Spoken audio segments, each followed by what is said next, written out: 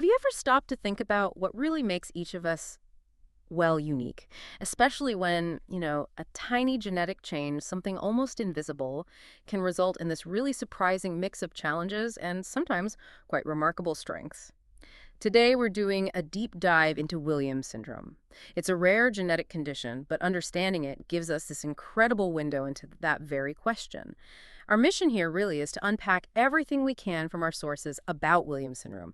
We want to get into the specific genetic cause, the distinctive physical traits people might have, the medical burdens they often face, and maybe the most intriguing part, that very empathetic, often musical personality that's associated with it.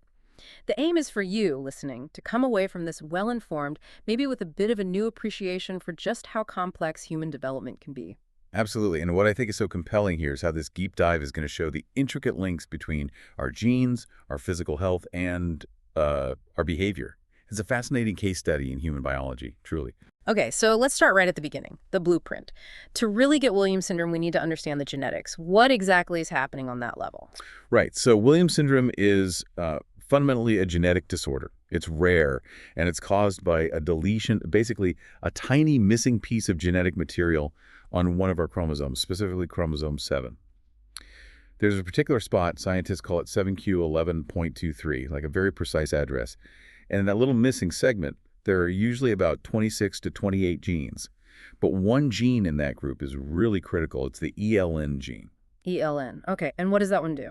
The ELN gene provides the instructions for making elastin. Elastin is this protein that's, well, it's vital for elasticity. Think of it as the rubber band of protein in your body, letting tissues like blood vessels stretch and snap back. When you're missing one copy of this ELN gene, which happens in Williams syndrome, it directly causes problems, especially with the cardiovascular system. Things like supravalvular aortic stenosis. Ah, right. That's a narrowing of the main artery leaving the heart. Exactly. That loss of elastin makes the artery wall less flexible and prone to narrowing just above the aortic valve. It's amazing how specific that is, one gene having such a big impact. So you mentioned it's rare, but how common are we talking? And does it, tend to run in families, or does it just sort of appear? Yeah, good questions. The estimates put it somewhere between 1 in 7,500 and 1 in 10,000 live births. It affects males and females pretty much equally, and we see it across all ethnicities. Now, about inheritance.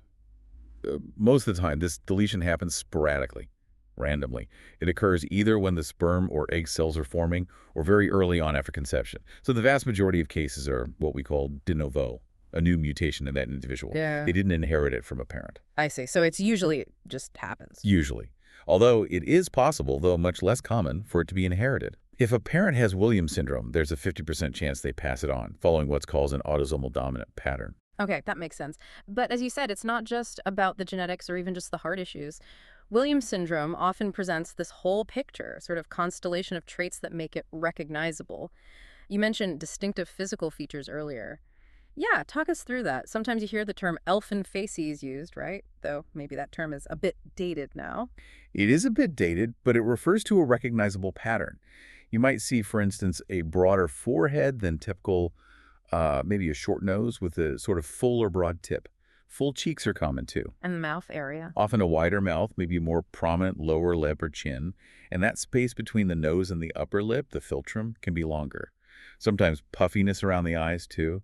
Oh, and an interesting one, sometimes there's a pattern in the iris, the colored part of the eye, that looks a bit like a starburst. And dental features are common too, like small, widely spaced teeth or issues with how the teeth align, malocclusion. So quite a few subtle things that together create a distinct look. Exactly. And if we connect this back to the genetics, that dilution we talked about has knock-on effects for many body systems. The cardiovascular one is major, as we discussed. Besides the SVAS, you can also see narrowing in the arteries going to the lungs. That's pulmonary artery stenosis. And high blood pressure, hypertension is also more common, again, linked back to that less elastic artery tissue because of the missing elastin. And it affects growth too, right? Yes, definitely. Often babies have a low birth weight, and gaining weight in infancy can be slow, sometimes called failure to thrive initially. Adults with Williams syndrome tend to have shorter stature than their family average. And developmental milestones related to movement, sitting up, crawling, walking, They're typically reached later than usual. Okay, so we have the genetics, the physical features, the medical side. But here's where, for me at least, it gets really fascinating. The cognitive and behavioral profile, it seems quite unique. It really is. It's characterized by this quite remarkable pattern of strengths and weaknesses. On the strength side, individuals often have really strong expressive language skills. They can have large vocabularies, be very articulate, very engaging in conversation. Their auditory short-term memory, remembering things they hear, is often quite good too. Good conversationalists, then. Very much so. But then you have the other side of the coin. Significant challenges often lie in visuospatial abilities, Meaning, meaning difficulty with tasks that involve understanding spatial relationships. Things like assembling puzzles, drawing complex shapes, navigating, even reading maps. Math concepts can also be particularly difficult. And while there's a wide range, mild to moderate intellectual disability is common, though not universal. But what's really striking is that gap, that fluency in language versus the struggle with visual and spatial tasks. yeah, that contrast is really something. And then there's the personality aspect. You often hear descriptions like over-friendly or unusually empathetic. That's right. Behaviorally, they tend to be highly sociable, very outgoing, often showing a lack of fear of strangers, which leads to that over-friendly label. They can be incredibly empathetic, really tuned into others' emotions. That sounds like a lovely trait, but I guess the over-friendliness could also pose challenges. It certainly can. It requires guidance on social boundaries and safety. But alongside that sociability, there's often a strong interest and sometimes a real affinity for music. Some individuals show enhanced musical abilities or memory for music. Music is a big theme, though. Often, yes. Another common feature is hyperacusis, a heightened sensitivity to certain sounds or frequencies, making everyday noises potentially uncomfortable or even painful. Oh, interesting. And anxiety is very common, often co-occurring with attention deficit symptoms like ADHD. We should also mention other potential medical issues, things like GI problems, maybe feeding difficulties early on, constipation later, joint hypermobility, so overly flexible joints, and low muscle tone or hypotonia. Some might experience early puberty, and there's an increased risk for things like diabetes and thyroid issues developing in adulthood. Wow. Okay. So it's a really complex picture with a lot of different facets. Given all that, how do doctors actually diagnose Williams syndrome, and what does managing all these different aspects look like? Well, the diagnosis often starts with a clinical suspicion, based on seeing that collection of features, the facial characteristics, the heart issues, maybe the developmental profile. But the confirmation comes from genetic testing. The standard test used to be a FISH fluorescence in situ hybridization. It uses these special probes that light up to see if the ELN gene region on chromosome 7 is present or missing. So it directly looks for that deletion. Exactly. Nowadays, a more comprehensive test called chromosomal microarray analysis is often used. It can detect the typical Williams syndrome deletion, but also other smaller or slightly different genetic changes across all chromosomes. And once it's confirmed. Then a whole range of evaluations usually follows. Definitely an echocardiogram to get a detailed look at the heart and blood vessels. Right.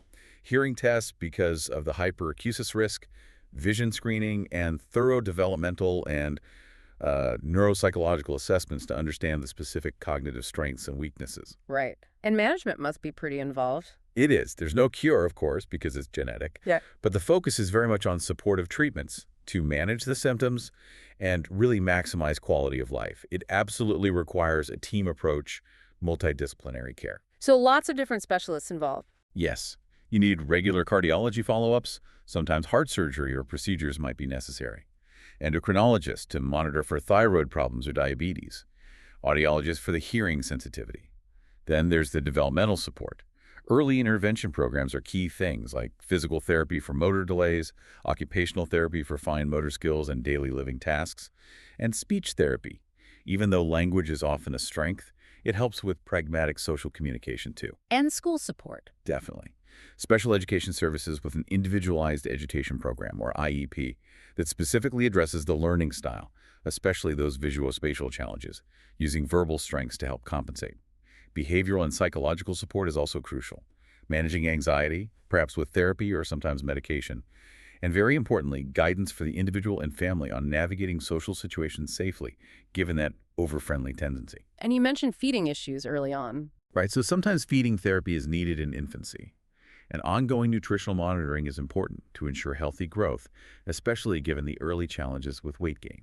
It really sounds like a lifelong, coordinated effort. So, with all that support in place, what does the long-term outlook typically look like? What's the prognosis for someone living with Williams syndrome? That's a really important question. With good medical management, especially keeping a close eye on the cardiovascular health, life expectancy can actually be close to normal for many individuals. And people with Williams syndrome can and do lead very fulfilling lives. They participate in their communities, they work, they form meaningful relationships. That's really good to hear. It is, but it's also important to be realistic about the challenges. Learning difficulties often persist. Finding and maintaining employment can be challenging, and most individuals will require some level of ongoing support for independent living throughout their lives. But fulfillment is absolutely achievable. So, wrapping this up, what we've really explored today is how this one specific genetic event, that deletion on chromosome 7, cascades out to create this really unique profile. The physical features, the specific health risks like the heart conditions, and this fascinating cognitive pattern, especially that contrast between strong language skills and the visuospatial difficulties alongside that characteristic sociability and empathy. Exactly. And it leaves us with something to think about, doesn't it? In a world that often has quite a narrow view of what intelligence or capability means, what can the unique profile we see in Williams syndrome teach us? What does it tell us about the incredible diversity of human potential and just how profoundly even small genetic variations can shape who we are as a whole person? That's a powerful question to ponder. Thank you so much for walking us through all of that today. And thank you out there listening for joining us on this deep dive into Williams syndrome. We hope it encourages you to keep exploring the amazing, intricate world of human biology and the value of being well informed.